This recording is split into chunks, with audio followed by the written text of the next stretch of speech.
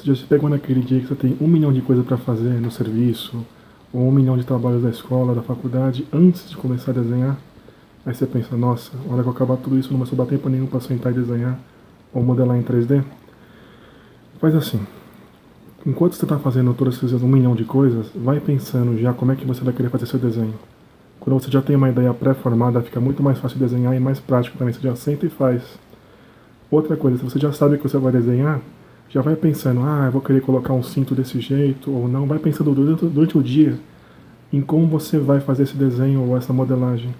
Que aí a hora que você tiver um tempinho, ou a hora que você for sentar na mesa, no computador ou no sofá para fazer sketch, já vai estar tudo na cabeça planejado. Aproveita o seu tempo que está correndo com as coisas para já ir pensando o que você vai fazer adiante. E não fica desanimado que vai chegar à noite e fazer, poxa, tem um pouquinho de tempo para desenhar, sobrou pouco tempo para as coisas. Aproveita o tempo que você tem durante o dia para já ir pensando e planejando, que aí fica muito mais fácil desenhar na hora que você for fazer. Joia? Até a próxima.